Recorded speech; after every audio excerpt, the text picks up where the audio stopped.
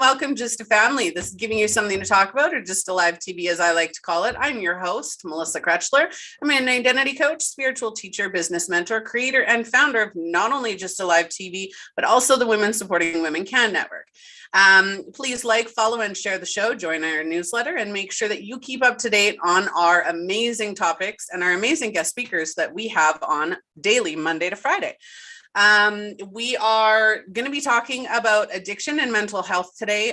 Just because it doesn't look great, just because it looks great on the outside doesn't mean it's not rotting on the inside. And it's a powerful topic, and I hope that you guys all find value in it. Our sponsor today is a Phoenix Identity, who is offering you the opportunity to join the Empowered Warrior Women Challenge.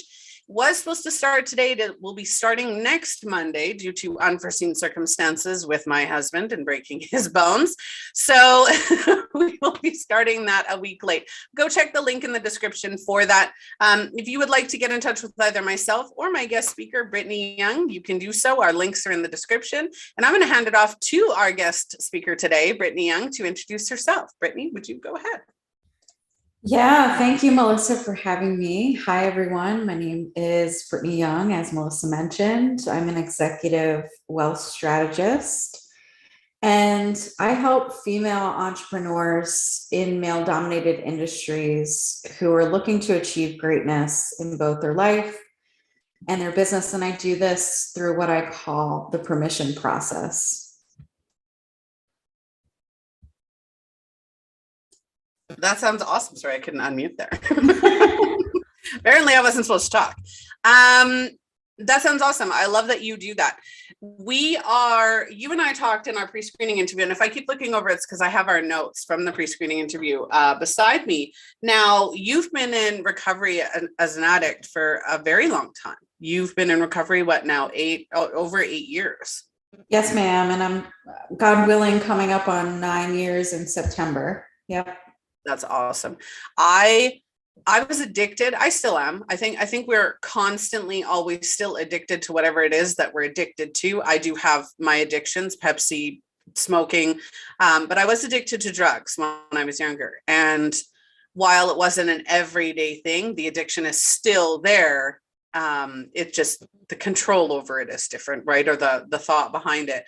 But we were talking about, and one of the sentences, which is why I titled it that, one of the sentences that you and I talked about in the pre-screen interview was, just because something looks good on the outside doesn't mean that it's good on the inside. And there's so many scenarios that we see that. I thought about, the apple.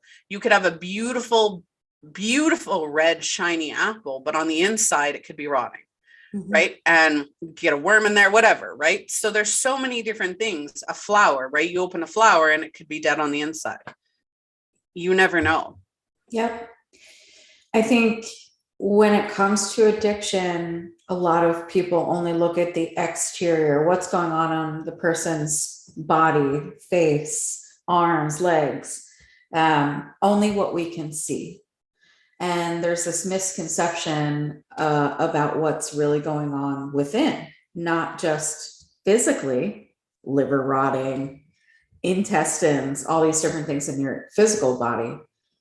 But if we talk about your mental capacity, your spiritual capacity, and then what's going on in your energy field, talk about emptiness.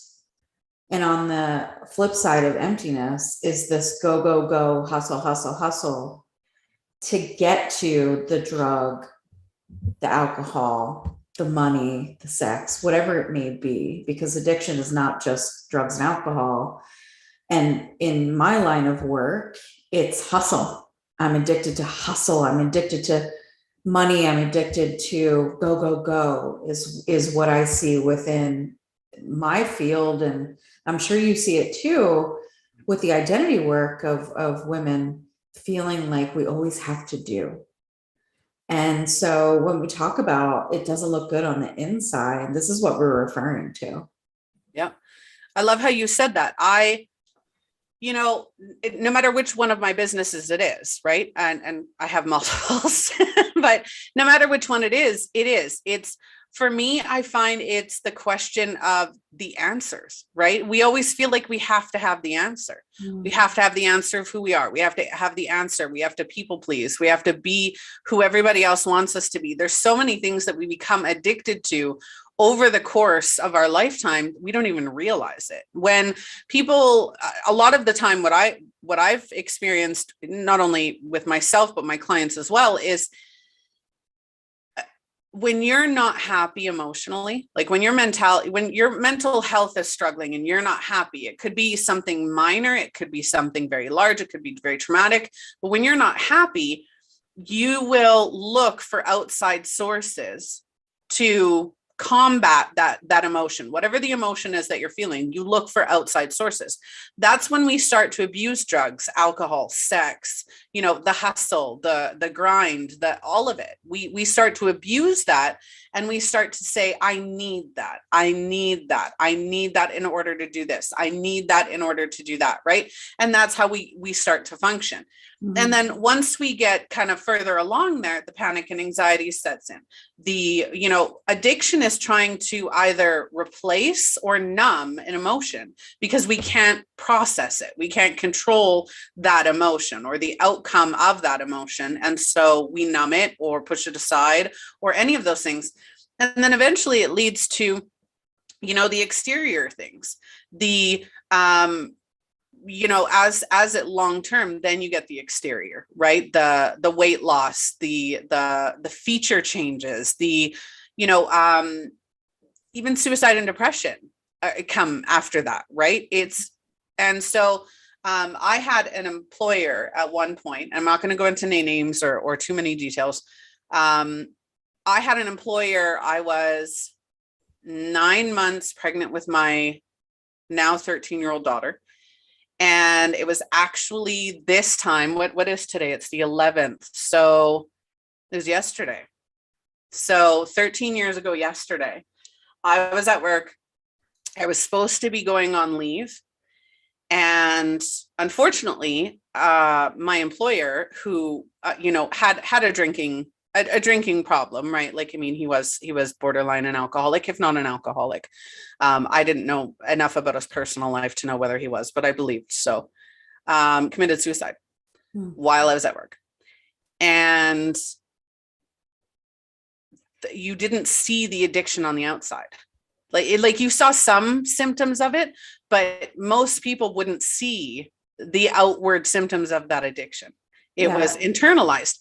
And I think people don't realize that just because you can't see what's going on the inside, that, their life is great. They've got all of this, right? And we tend to situationally shame people because we see their situation from our point of view, but don't realize that our point of view isn't the one that we need to be seeing. Yeah. I had it all, right? I was 23. I just graduated. I had a full-time job. I bought a house. I had all the things, the things you're supposed to have, no debt. And life looked grand, except I was suffering. And I chose for many years to stay in that suffering because I didn't know how to get out of it. And I decided that it was the only way to make me actually feel better, even though it was actually numbing, like you said, everything that was really going on within. And I did not feel I had a safe space or a person or people to turn to. Everything felt discombobulated, disoriented. I was very bewildered at that point of my life. Like, who am I? And I'm sure your clients, as much as mine, can relate to, like, when we cut that off, we cut that cord of the addiction of who we thought we once were, then we're really starting at ground zero of building the foundation back over of, actually, I never knew who I was. That's one. Or I know exactly who I was, and I just put her on the shelf for a little bit. And so we start to see, as an addict comes into realization that now I can accept where I am, who I am. Hopefully I'm not on the verge of suicide or death, that I can finally get to the other side of like, okay, I can accept that I am having this problem. Now where do I go? Now what's next? And building off of that foundation and really looking at, I can actually gain power from this. This is not a problem. It's now my power. And so I start to see addiction when I start to see people go into recovery. Doesn't matter the addiction, but really looking at, actually it's your superpower. It's something that you put back on the shelf for a little bit, but let's invite it back into your life, not the actual addiction, but the power behind it that you once lost. I don't know about you, but I'm at this point right now in my life with a 2-year-old toddler who is struggling to sleep.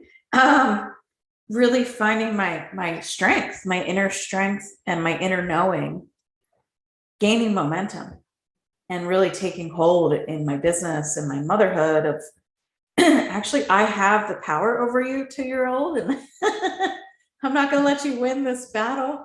But more so, you know, when it comes to addiction, like, you have to realize that you do have the power. You do have the decision to make to finally put it down. Yes, you're powerless over your actual addiction, whatever that is, but that doesn't mean that you're powerless over your life. Yeah.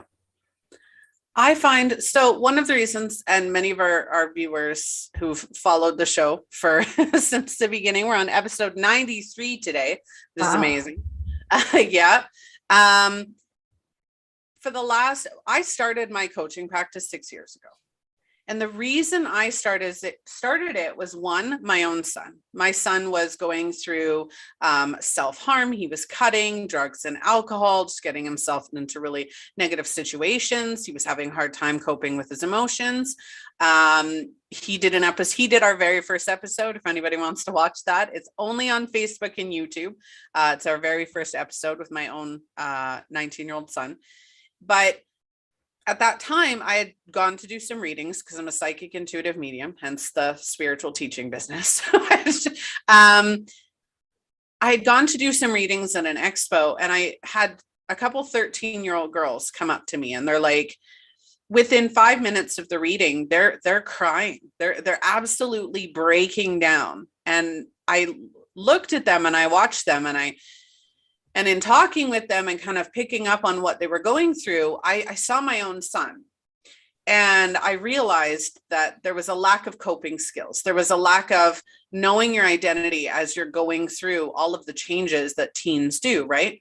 But at the same time, 2 of my favorite musicians had committed suicide. And that was Chester Benningfield of Linkin Park and Chris Cornell. And I was so angry. And then shortly thereafter, somebody that I knew had committed suicide. And so I'm sitting there and I'm looking at these young 13-year-olds, 14-year-olds who are horribly struggling in their mental health and in their identity. And then you've got these adults who seemingly have absolutely everything, right? And yet their only resort is suicide. Because they're not coping. They're not processing how they're feeling. And so I started my practice specifically for those, because when you have people, and I know you see it too, right? With your own clients. I'm a business mentor as well. So I know you're a coach, but I'm a business mentor, and I see it. The people who are high achievers, the people who, and this is not saying that anybody else watching who isn't a higher achiever or isn't, at the level that I'm about to talk to, you're not, that doesn't mean you're any different. I'm just saying that I've noticed this, and it was my perspective and why I started, is that people who have high profile positions, people who have really hustle jobs, you've got coaches, and coaches is a very high hustle job. It's you constantly going, entrepreneurs, CEOs, politicians, musicians, actresses and actors. You have all of these high profile people, right? Not only are they worried, even just regular everyday people who turn to addiction. Once you've started the addiction, it's easy to start it because you feel free. You feel good. It's making you feel good. By the time you realize that it's not good, you feel like it's too late. If people find out, then they're going to reject you. If people find out, then they're going to ridicule and belittle you and absolutely turn your life upside down. So how do you turn for help when you can't vocalize that you have something going on? And that's why we did today's episode of, just because it looks good on the outside doesn't mean it's not rotting on the inside. People who are struggling with mental health and addiction, their internal struggle is the equivalent to walking across coals. It's the equivalent to drowning in a sea of water. It's the equivalent to some of the most traumatic, horrifying experiences, but it's internal. It's a battle with yourself. And that's almost worse because you control yourself, right? If somebody comes up to you and victimizes you, you're not controlling them. You can't control their actions. But internally, you're victimizing yourself. You're in control. Mm-hmm. And you don't realize it. Because the actual addictive tendency or behavior is blocking it. For me, it was the alcohol, literally blocking that inner turmoil. But what was really going on was the paranoia. Who's watching? Who can actually see what's going on in my life? And when everyone cut me off and said, we don't want anything to do with you, have a nice life until you're ready to commit to sobriety and recovery, I literally was like, okay, because I could see that the world around me was crumbling, and I could feel inside that the world inside of me was crumbling and dying. I had gone to the doctor at one point, and the doctor said, should you continue this way, you'll be dead within 6 months. You cannot continue drinking.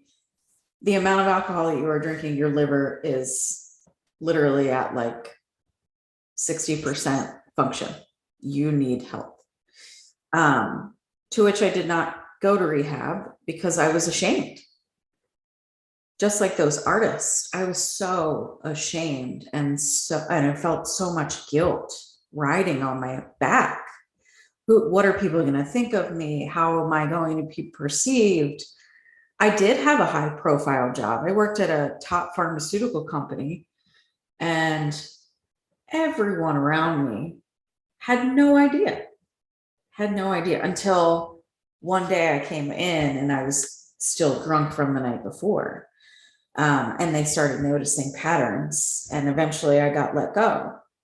And, unfortunately, that didn't stop me. It was somebody saying to me, you could be fully exposed your whole life. Like, I could blast your entire life out into the ether and everyone could see. Are you okay with that? And when that person said that to me, the answer was no. And a few weeks later after that, I said, okay, I would rather continue drinking than my life be exposed. So when we're talking about the insides not feeling good, that's exactly what we're discussing, is like, you don't fully accept what's really going on inside. So you'd rather continue hustling, continue grinding, continue not identifying with who you really are, and allowing for that substance, whatever it may be, to pretty much take over your life. Yep. And you give it control. Yep. You give it control, right? I'm doing I'm doing the Empowered Warrior Women Challenge, and that's what we're doing. 5 ways you're giving away your control, or giving away your power, right? And we do it all the time. There are so many ways that we're giving away our power. Addiction is one of those, right? We're giving power to the emotion that we're missing, or the feeling that we're missing, by saying, I have to have that feeling. I have to feel that way. And the only thing that makes me feel that way is this substance or action or whatever it may be. When in reality, you can create that feeling within yourself. You just have to be able to, look at it differently, right? Addiction is a perspective. It starts with a perspective that you can't process, or that you just maybe don't know how at that point. Right. Right. For anybody watching or catching the replay of this, if you feel unhappy in your day to day, if you feel unhappy and the only thing that provides you with happiness or even a semblance of numbness is drugs, alcohol, sex, hustle, whatever it may be, if you have feelings of unhappiness and you're trying to block them or mask them or push them aside or numb them, then you need to talk to somebody. And the sooner you do it, the better, because then maybe you won't get to that point. Maybe you won't become absolutely and utterly addicted. When the positivity movement started around the same time I started coaching, and it was, oh, be positive and think positive and everything will be okay as long as you think positive and be positive. That doesn't work. It doesn't work. Right? For gaslighting. Right? It is. You're basically bypassing. Yep. And those feelings don't go away. Right? They don't hide. They don't go away. You don't ignore them until they're non-existent. They stay in your energy. They stay in your body. They stay in your mind. You just push them aside. And then it's like, imagine dust bunnies. We all have dust bunnies in our house, right? We all have like this pile of dust. You either vacuum it or sweep it or whatever. Imagine sweeping that dust into a corner for 6 months, a year, 5 years, 20 years. It's going to take over that entire room, wherever it is that you're putting it, because you're not actually doing anything about it, right? Our negativity is the same way. Our emotions are the same way. If you don't process them and acknowledge them, they're not actually going anywhere. And then that's when suicide, that's when massive emotional depression, that's when we start turning to addiction, right? And then eventually it's overwhelming. Yep. And this is exactly why I created the permission process, because it's about awareness, release, and creation. Awareness of those feelings that they actually exist and stop pushing them away. I had a client this morning tell me, well, I'm just in fear. Okay, but are you feeling that fear? Or I'm glad that you can identify it, which is great. That's step number one. But step number two is actually releasing that fear. And some people just cannot get past that. They don't have the tools to understand what it means to release their emotions, which is why they hire people like you and I. And then the third piece of the permission process is creation, whether it's creating wealth, creating a sustainable emotional strategy around what you're going through, whether it's a business plan, a business strategy. So it has been a blessing in my own life, and to be able to pass it on to others is wonderful. When we sit in that fear for too long, that takes over, right? So that becomes also the cycle. And so you have the addiction, and then you have the fear, and then you're really stuck, because then everything feels like, well, I just can't fix it. So where coaches come in, like Melissa and I, helping you see that you're worthy of going through this journey. You're worthy of stepping out of what you're currently experiencing and looking forward to what's to come. And yeah, positivity, love, and light, it's all BS, because you're not taking action. You're just having a moment, right? You're in the moment. Oh, I'll be positive. What about taking action and deciding that you're worthy, deciding that you deserve whatever it is that you're looking toward and forward? And whether that's creating your new identity or becoming the best version of yourself. Yeah. And it's deciding in spite of. Yes. Right? That I think people don't see enough. It's deciding.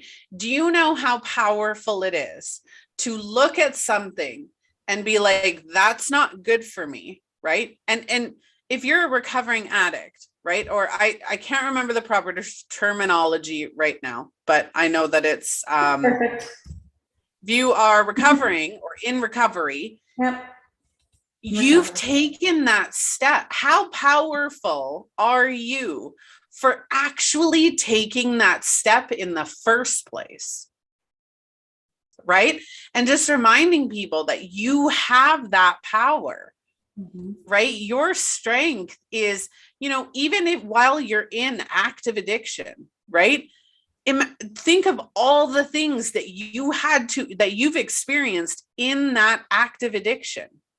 Think of all the things that you experienced before that active addiction, right? The only reason you're in addiction is because you didn't know how to process. Right. So now you're like, I can't live this way anymore. I'm not happy. This is not working for me. I want to be the best possible version of myself and create a life that I'm happy and in love with. Mm-hmm. And then it's like, okay, so just the fact that you said that is step one, right? It just acknowledgement, right? Because you do need to acknowledge, and then it's working through that. Now, somebody like me and you, I'm not going to judge you. We're not going to judge you. We have no right in this world to judge another human being unless it is morally wrong or legally. That's it, right? Even then, I'm not going to judge you because I've done morally and illegal things before. I'm not going to judge you. I have no place to judge you. Yeah. But I am going to hold you accountable. Mm-hmm. Right? There is a difference between judgment and accountability, right? Our reality is entirely created by our choices, right? If you are an addict and you're homeless or whatever it is that you're experiencing, you have created that, not consciously. So that's hence the non-judgment, because you didn't know any better, right? Even if you did, it happened. It's now part of the past, right? There's no judgment, but holding yourself accountable for that is very important, right? You're accountable for where you're at. You're accountable for whether you stay there. Yeah. Yeah. And like you said, deciding in spite of the fact that you are an addict. I know that my addictive tendencies are still there. Right now, it's around getting better, feeling better in my body, rearranging my cells, if you will, to have a better, healthy journey.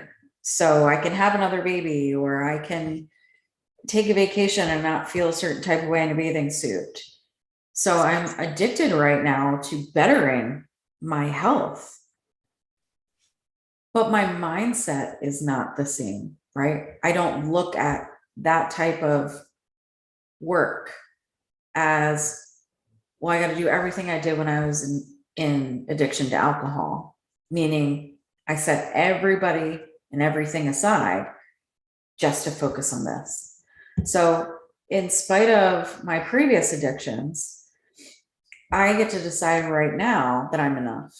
I get to decide right now that I'm powerful, and I am going to hold myself accountable and the flame to my butt to say, not that it's now or never, but I'm choosing that I'm worth it. I'm choosing that I'm powerful. I'm choosing that my insides get to look just as good as they do on the outside right now.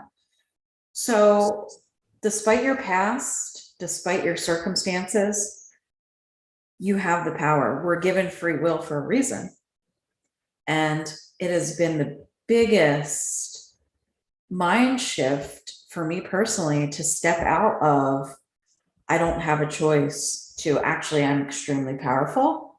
I'm going to accept my past and I'm going to move forward from this day, from this, this moment on. Yeah, absolutely. One of the things I wanted to mention with addiction is you can be addicted to things that are toxic that you may not even know are toxic. So I have not a case study, but I have an example that I can share.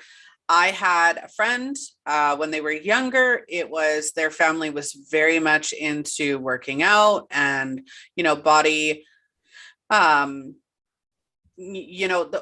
appearance, right? The outward appearances and the health, right? They were very much into health and wellness. And to the point where if this person was 5 to 20 pounds off of their ideal weight, it was a problem. And now, or not now, but previously, it was all about their outward appearance. But they hated themselves on the inside. Absolutely hated themselves on the inside. For you and me to look at this person, the most beautiful, loving person you will ever meet. But on the inside, pure hatred. Yeah. Self-hatred, self-deprecation, self-sabotage, all of that, right? Dieting can be an addiction. Binging can be an addiction. There's so many different, again, like we were saying in the beginning, so many different variations of addiction. There are positive addictions that are actually just as toxic as drugs and alcohol. Yeah. Right. Yeah. Addiction with your appearance. There, body modifications, and not to say that that's necessarily addiction, to each their own, right? If you want to get your body done, get your body done, right? But there is a time when it becomes an addiction and then it's not healthy anymore. Yeah. For me, a couple years ago, prior to finding the love of my life and getting married and having a baby, I was addicted to fitness. I started entrepreneurship out as a health and wellness coach, and fitness became my thing. And so I was in the gym 24/7 and, unfortunately thought, oh, you need to look better because everyone else is looking better. You need to have the 6-pack. You need to do all these things. But what I didn't realize was how harmful I actually was treating my body. I wasn't sleeping. Yes, I had the outward appearance, but on the inside, I was extremely angry. And I thought, oh, I'll just take it out on the weights. Oh, I'll go into the gym. I'll act like a badass. Everything will be great. And then when I leave, all will be well. But that anger followed me everywhere. And it kind of trickled from my actual addiction into now this new addiction, which actually helped me get sober. I did CrossFit. That's how I got sober, and continued carrying that anger with me. Never really looked at it from a different perspective. So when I had a baby in 2020 and postpartum depression hit me, that anger came out. And I'm so happy it did, because now at this point in my life and my career, that piece of anger is actually being channeled now into boldness. So I've rewired my brain, but also chemically rewired myself to understand that, yes, I was actually addicted to the anger. Alcohol masked my anger. So I was addicted to the emotion, that feeling of rage, that feeling of freaking out, and then everything was fine. So after having her and the last 2.5 years of really working through this, seeing that now my anger is my boldness, it's my superpower. It's something that I get to use in my coaching practice. And, making sure that people hear this message clearly, that in spite of who you used to be, everything from your past gets to work for you in your favor in the future and in the now. And it's up to you. Like Melissa said, it's up to you. You choose. We do not judge. Like, I come from a full family of judge, right? I don't need to be judged any more than I've already had to be judged. I'm not going to put you on a seat in front of an auditorium and say, let's point out all Melissa's flaws. Absolutely not, because she could do the same to me. And we know that doesn't feel too good. So our job as both mentors, mothers, and women in society is to hold you accountable for your actions, is to hold you at that higher standard, because we believe in you. We believe that you are not your addiction and you have the power to change within that inward appearance. And it means everything to us to see you grow. 100%, wholeheartedly. And I love you said that. I love that you talked about putting you on a pedestal. We did an episode last week, and I recorded a TikTok because it's one of the most meaningful examples that I can use. If you have a child, a sibling, a parent, your best friend, whoever it is, let's say they're on a platform. And as they're on this platform or this stage, they have multiple people around them pointing out all their flaws, pointing out all of their failures, all of everything that they don't like, they're pointing out. And as they're pointing out all of these things about this person that you love, are their opinions going to change how you feel about that person on the stage? Most likely not. Right? If you're a father or a mother, or, like I said, your best friend, think of the one person you love beyond belief, and some other people are making fun of that person or pointing out all of their issues. Is that going to change how you feel about that person? Not usually. Right? Not usually. Right. But we as individuals are doing that to ourselves. Right? Oh, my aunt said this, so I'm going to take that on and I'm going to start saying that to myself. Oh, I'm stupid, so I'm going to repeat that into my head. Or whatever it is that you're saying in your inner dialogue, you're not holding yourself accountable for the way that you're speaking to yourself, the way that you're treating yourself. If all of these other people are treating that person that you love horribly, you're going to stand up for them. Right. Why aren't you doing the same thing for yourself? That's why I don't judge people. We internally, never mind all the people around us, we internally are horrible to ourselves until we figure out, hey, I don't have to be this way. Right. Joe Blow down the street doesn't get to decide whether I look good in a bathing suit or, whatever that looks like. Your life is not meant to be perfect. You are not meant to be perfect. You are imperfectly you. You need to learn unconditional love, right? Mm-hmm. And that's why this episode is so important, because you can absolutely be rotting on the inside. And on the outside, everybody's like, oh, you're beautiful and you have everything. And look at your career and look at your partner and look at your kids and and none of it matters. Right. Not a single one of it matters if you don't feel that within yourself. Mastering your inner dialogue will always create wealth in the mind first. It just does. And again, like the decision, we can only lead you so far. You literally have to make the decision to say, okay, enough. I don't know about you, but I literally name I did at least, all the voices that were going on. You're fat, you're ugly, you'll never be successful, or you'll be too big and everyone will find out your past. I named all of these voices. And I had a conversation with each one of them. And I made my heart my judge. So she had the gavel. And when she decided to bang the gavel, all these voices were going to sit down and listen. So we had a party. And all the voices understood that the heart came first.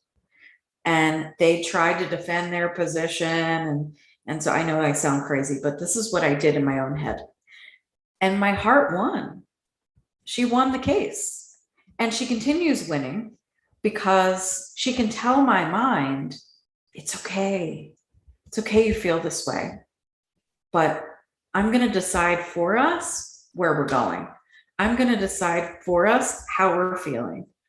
I'm going to put you first, right? Brain, you know, you have everything that you need, but let me protect you now.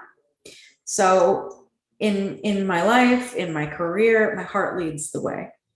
And if I'm not heart conscious, then my ego tries to come in and my addictive tendencies try to break through. And you and I both know that that's an ugly three-headed monster. So by having that inner dialogue or hiring someone to help you with that mindset of, well, what's really going on in here is I'm not enough. We both know that's not true. Having people like Melissa and I really come in to kind of soothe you in our best way possible, to bring you back to the best version of yourself. And what's so important about that is we get to love on you and we get to see you for you. So yeah, all those people that are saying things about you, all the things that you're saying about yourself, please know it's not true. And it's just your mind spinning and concocting all these different poisons, if you will, which can become addictive. And there is a way out. There's definitely a way out. Yeah, you got me all hyped now.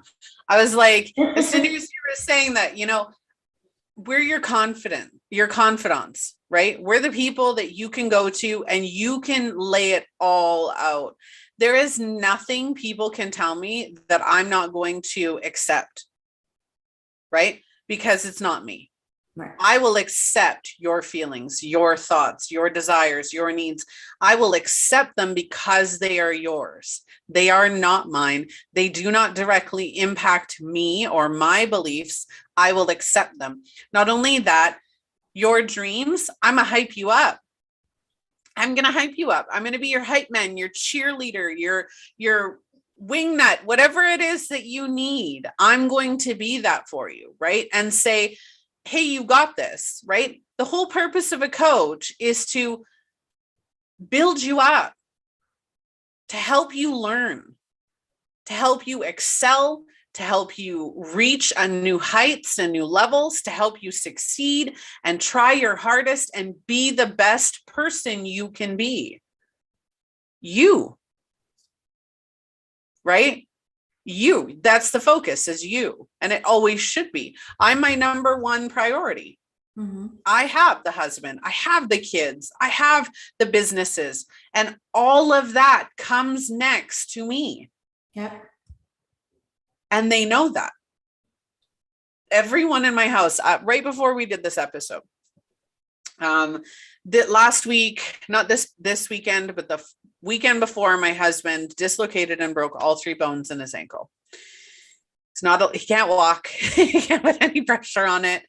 All the kids are at home. There's, school's out for the summer. I tend to take my mornings for myself, right? And then the afternoons, I do the show. I, do whatever I need to do around the house. You can't see it, but I have a pile of laundry just right here that needs to be folded and put away for the last 3 days, because I just haven't wanted to do it, because I'm trying to put myself first while creating a new routine, because what I was doing 2 weeks ago isn't what I'm capable of doing now, right? Things change. And so today I walked into my kitchen. I was getting ready for the show because I hadn't prepped a single effing thing. It was 1:00. I had lunch at 12:30 and I got my husband lunch because of course he can't do anything and he's situated downstairs. And so I'm sitting there and then all of a sudden my daughter wants lunch and I'm just for F's sake, I know I need to feed her. And I'm like, can you just make yourself some pizza pops or something? You know how to make those. That's one of those things you can make yourself, right? And just no, I want this. And I'm and I got really, really angry. I'm not angry at her. I'm angry at the situation. So I go into the kitchen. My kitchen is a disaster right now. Probably not right now, but it was an hour and a half ago. And I walked into the living room. My whole family is there except for my oldest. All three children and my husband are all like in that general vicinity. And I'm in tears. And I said, I can't do this. I am not okay. I said, I am overwhelmed. I'm stressed out. I can't walk into my bedroom, my kitchen, my living, like I can't walk through this house without feeling overwhelmed at the amount of things that need to be done. I said, I don't mind doing all of these things. I really don't. I said, but the mindset's different because now dad can't do any of it. I said, so now it's all on me. Said for the first few days, you guys were awesome. You picked everything up. Totally great. I said, but because I'm not on you, because I'm trying to figure out my routine now, I'm getting angry every day for the past 4 days. I've gotten angry at the same time every day. And it's because I like to spend my mornings doing whatever the hell I want. That's like my time. I do whatever I want. But of course, all of the kids, I don't hear anything for the first few hours of the day because they're either sleeping in or they're doing their own thing. But as soon as I get up to do something, it's mom, mom, mom, mom, mom, mom, right? It's they all want everything at once, right? Now, my youngest daughter is horrible for asking me to make her something to eat or do something for her at 1:00. I don't know why she waits until 1:00, right? Lunch is at noon, but I don't know why she waits until 1:00. Well, from 1 to 2, that's my prep time. I do what I need to do. I get ready for the show. I prep all the information for the show, and then I just chill before the show, right? No, this wasn't happening, right? And lately, because I'm not doing what I need to be doing as a parent, as a mom, as, one of the main people in this household, everybody else isn't doing what they're supposed to be doing. So the kitchen's not getting done. So when people walk in there, it's like, oh, I'm going to just put my plate on the counter instead of putting it in the dishwasher. Right. And then I get even more frustrated. And I understand they're overwhelmed. So I, again, went into the living room, process of this story. Sorry. I went into the living room and I said, this is not okay. I said, I'm not trying to put my mood on you, but you need to understand that you're not helping me either, right? You're part of this family. You're all capable of doing the things that you need to be doing. I said, you expect me to drop everything that I'm doing to provide you with what you want or what you need, but you're not doing the same. You need to start helping. And it was very emotional and profound. Two of my oldest both got up, did the kitchen. I haven't heard them in the last hour. So I'm assuming my kitchen is spotless right now. So just random things like that, right? But they get used to, okay, well, mom takes the morning to herself and doesn't really do much. I'm going to do that all day. It's like, no. You have to be able to vocalize. That's where I'm going with this story, right? You have to be able to understand what your triggers are, what your addictions are, and be able to vocalize those needs. Those people around you, like myself, even Brittany, if you have nobody at home, if you have no friends and family that you can turn to, that you can trust, that you're able to communicate your needs to, find somebody who you can, right? I have the Women Supporting Women Can group, right? It's a support group for women where you can rant and rave and vent and ask for help, not monetary. Obviously, we're not there to, it's a support group, emotional, mental, help pick you up when you're feeling down or give you insight or tips when you're trying to succeed, whatever that looks like. Find places where you can be you and express. Mm-hmm. We need to be able to express. And one of the biggest things about stopping addiction or helping with addiction is giving that voice, giving you the ability to express how you're feeling in a non-judgmental, safe space, just to be yourself. Yep. And what I love about that story is you became a leader in that moment. Mm-hmm. You're already a leader because you're a mom. You're already a leader because you're a coach. and you're a business owner, but in that moment, really stepping up and saying, I'm the leader, and leaders don't come from behind. They push forward, they go first. And so if you're truly trying to find ways to lead in your life, you need to step it up and say, enough is enough. If I don't vocalize, if I don't express, and if I hold this in, what's really going to happen to me? You're going to drown in your emotions, and two, the addiction's going to take over completely. So by you being able to express fully of who you are, your needs, your wants, your desires, exactly what you're going through, why would we judge that? Right? We're here to help you through it. We're here, just like Melissa's kids hopefully cleaning the kitchen. We're here to help you create the life that you desire, the magic that really comes after the addiction. So if you're feeling like there's still some work to do, that's okay. There is no judgment. There is acceptance, and there's accountability, and awareness, but we are not here to place blame, to judge, and to get you to a place of feeling at peace, and really to help you feel like you can land in safety. Oh, absolutely. I'm glad you pointed that out, because I didn't know how to shorten and word that. Is taking away the overwhelm. Right. One of my biggest problems is that I was overwhelmed with just how much I had to do. And because I was overwhelmed and not doing any of it, everybody else thought, okay, well, mom's not doing it, so I'm not going to do it.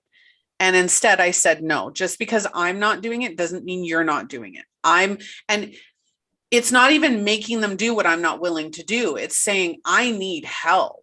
I feel overwhelmed, right? A lot of the time when we're facing addiction, when we're facing mental health issues, we're feeling overwhelmed by the emotions that those are causing.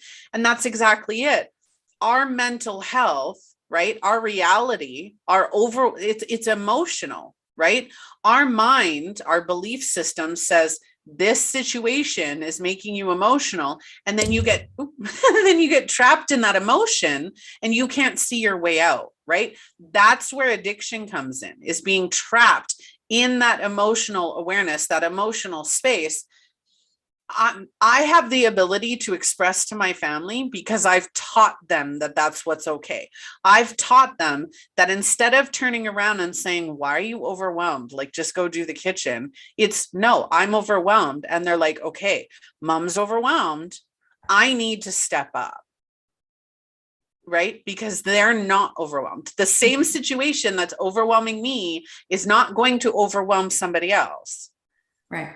It's understanding that just because I'm going through something doesn't mean everybody else is going through the same thing. And that's when we pick up, right? If you're going through stress and struggle, if you're on the verge of addiction, in the middle of addiction, post-addiction, doesn't matter. Other people don't understand what you're emotionally experiencing, what you're mentally experiencing, and that's where they judge. That's where the judgment comes in. Right? For you and me, we can step back and go, I understand that that's how you're feeling. Right? My daughter threw my words in my face today. She says, Mom, don't take it out on me. Like, I'm not trying to. And I apologize if I am. And then I went and we had the discussion, right? But she even said that to me. She says, Mom, I know you're frustrated, but stop taking it out on me. And I'm just like, oh crap. I'm doing something right. Yeah. I find that a lot of high power people, you mentioned politicians and people of higher status, have a very tough time even expressing emotions. So it does take a couple of times for you or I know for me, I'm working with these very high powered women in high stress jobs, high achievers, who are like, I don't know how I feel. And it's like, you're bypassing. You're bankrupting your own self. You're bankrupting your emotions. And so, really staying in touch with your innards, your insides, instead of saying, well, I don't know. I don't care. Right? Because if you continue that long enough, it's going to show up in other parts of your life. It's going to show up in your work. It's going to show up in your marriage, your money, your children, and so on and so forth. And so when we come from a place of expression and we've made that decision to express, then we get to start to create from there. We create these strategies that are actually going to benefit you in the long run, so that when you do get in an argument with your husband or your child, it's not rage. It's, oh, how do we unify in this? I'm feeling a certain type of way. You're feeling a certain type of way. How do we come together in unison and create actually a bond from here? Not a trauma bond, but a positive, loving kindness bond, so that if this were to happen again, we know where our safe lanes are, our safe spaces are.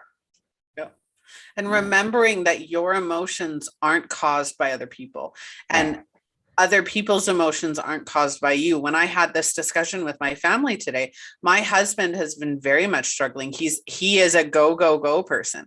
So for him to not be able to go, go, go at all, it's a struggle for him. So I know he's emotional, right? And he's struggling with that. Today, I made sure, and I made it very clear to my family, this is not because of you. I am not frustrated or overwhelmed because of you or anything that you have or haven't done. I'm telling you, this is how I feel and what I need for you to do to help me. Yep. And that makes a difference, right? Your addiction, your struggle, your mental health is not directly related to anybody else. If you have a trigger, no matter what that trigger is, and I will repeat that, no matter what that trigger is, if you let's take a specific trigger, right? Not putting something in the dishwasher. Okay. Let's say that I let's say that I fly into an absolute rage. I do have mild OCD. So if you don't put things in the dishwasher a certain way, instead of getting angry, I just redo it. I just kind of just move stuff around, right? I like it organized. It's easier to remove.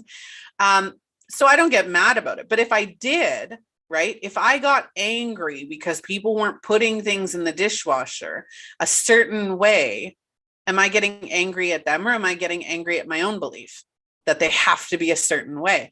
If you and I lived together and you didn't care, just as long as you put them in the dishwasher, I don't care how you put them in there, right? You're not going to be triggered the way that I am because you don't think it the same way, right? So it's not the person's fault who's putting them in the wrong way. And it's not my fault for believing that that's a trigger, but I need to own that trigger. Right. There is no fault. It's my brain says that's a trigger. My emotions go. Right? Addiction is that. Your brain is saying that a certain thing is a trigger, which is creating an emotion that you're not processing, which is triggering an action of addiction. Yeah. 100%. Couldn't agree more with that. Whole cycle. Yeah. Wish people understood that more. Like there's so much, and this is why I have, and that's not a promo. This is why I have 6 businesses, because I have such concepts and ideas that are like, yes, like the world just knew about these, they would be so much better.